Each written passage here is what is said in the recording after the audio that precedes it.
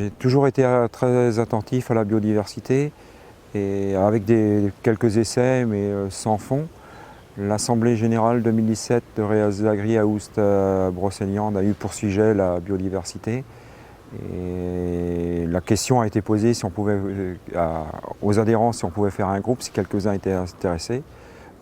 On a eu pas mal de réponses positives, donc la décision a été prise de faire ça, de créer le groupe. Après tout s'est enchaîné jusqu'à l'Interreg qui a lancé et puis permis de développer le projet quand même.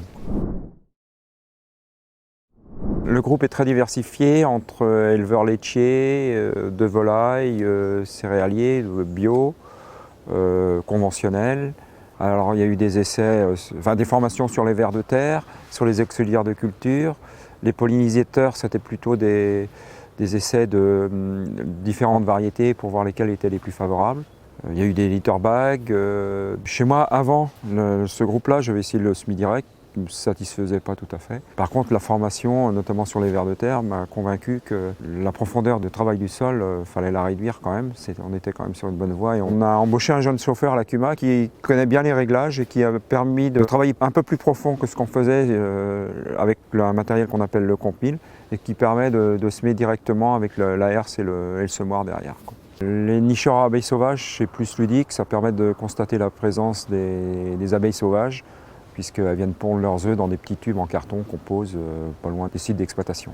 Chez une agricultrice du groupe, différentes espèces de couverts ont été essayées avec des dosages différents, donc de la moutarde, de la févrole, du sarrasin, du radis chinois, avec des résultats un peu différents et puis des floraisons un peu différentes aussi, et c'est ce qui est important.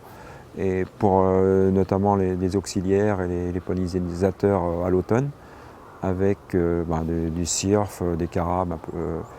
Il y a juste une attention à faire suivant les cultures qu'on fait sur l'exploitation. Moi je pense notamment au radis chinois avant des colzas, quoi. La formation qui m'a le plus marqué, c'est celle sur les oiseaux avec un technicien de la LPO, qui fait qu'on comprend mieux la biodiversité avec différentes espèces d'oiseaux et régimes alimentaires.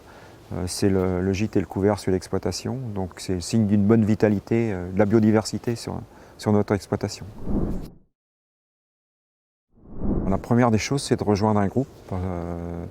Parce qu'on se pose beaucoup de questions, on a besoin d'expérimentation, d'expérience et d'expérimentation dans ce domaine, parce qu'on apprend toujours.